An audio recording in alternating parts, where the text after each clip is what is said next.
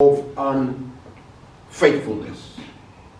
Again, in his dealings with the Amalekites, also against the Philistines, he gained some victories. He was not, remember, David is described as a man after God's own heart. Saul is like the opposite of this. And eventually he's rejected by God, and we know David is anointed in his place. But Saul is still on the throne at that time. The three eldest sons of Jesse, Eliab, again, this comes up in the account, Eliab, Abinadab, and Shammah. They were the three eldest sons. If you remember when David was anointed king, that Jesse brought all his sons. At least he said they were all of his sons, didn't he? Yeah? And then he went through them, starting with the eldest, all the way down, and eventually, there was this other son, but he just keeps the sheep. If you really want, I can get him. But just to give a bit more of an account, these were the first three that were, as it were, rejected. These are the same three brothers that we find in this account. We'll look at this account in relation to the battle. 1 Samuel chapter 17, we won't go through that because we'll look at the chapter in a while, but it tells us a bit more about Goliath. We'll look at that. 1 Chronicles chapter 20.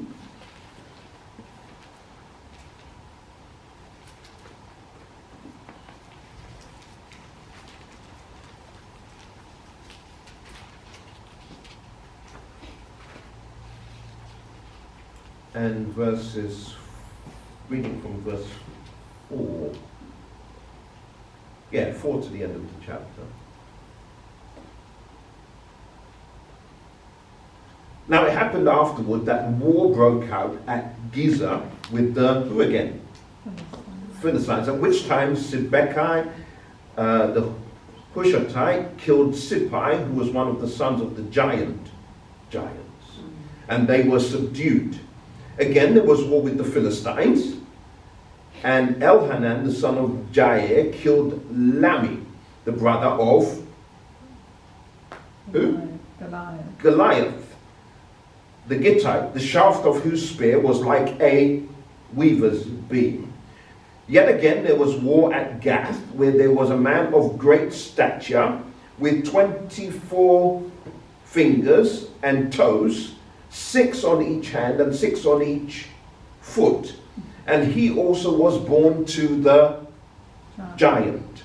So when he defied Israel, Jonathan, the son of Shimea, David's brother, killed him. So giants it wasn't just about Goliath. Yeah? These were born to the giant in Gath, and they fell by the hand of David and by the hand of his servants. So Goliath wasn't just a freak of birth. Yeah? He wasn't just the tall one in the family. His family were giants, and his father was a giant.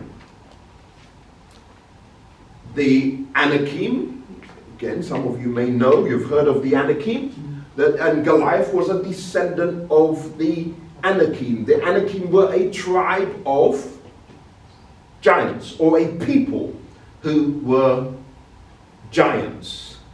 We get the story of David in chapter 16. We just touched a little bit about that, didn't we? Yeah? And again, that he was the keeper of the sheep. And it's quite interesting that this David, who was also the musician who played the harp, is described as a man of valor. But at this time, we have no account of him being in any battles.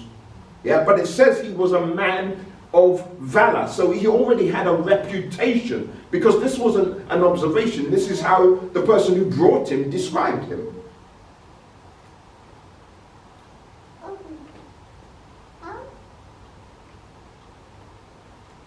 Let's go to chapter 17, 1 Samuel.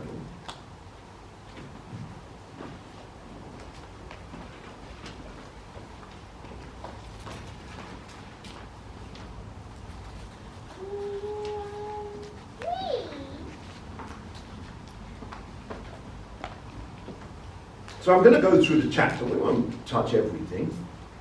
And then we're going to pull out some points and the sermon will be done for today. Yeah?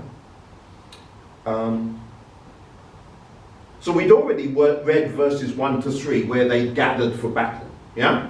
The Philistines on one side, the armies of Saul, the Israelites on the other side. Verse 4, and a champion went out from the camp of the Philistine named Goliath, from Gath, whose height was 6 cubits and a span. Maybe we'll have a reader, yeah, and then I'll, how do you say, disrupt you when it suits me. Is there someone who can read, maybe, one of you young ladies, if you can be the reader?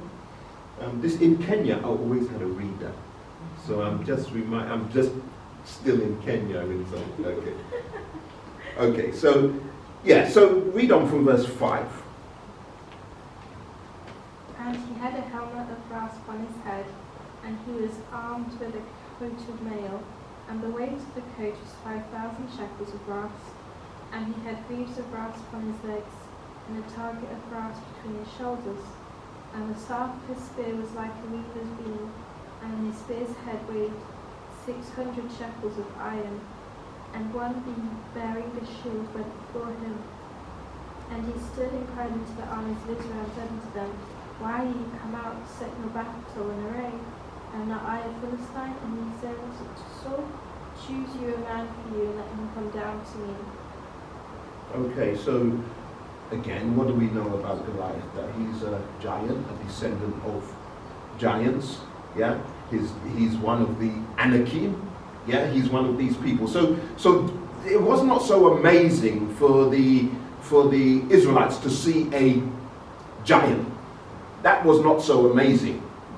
And as you've read the description of his armor and the strength of this guy, I think in the account it says that he was. I've got the conversion here that he was something like 9 feet and 9.5 feet tall or something like that. I mean, there's basketball players who, I think the tallest ones are about 7'2", if you know basketball at all. So these would be short compared to Goliath. And my understanding in terms of human, descendancy, if we want to maybe put it that way, is that Adam didn't deteriorate, yeah?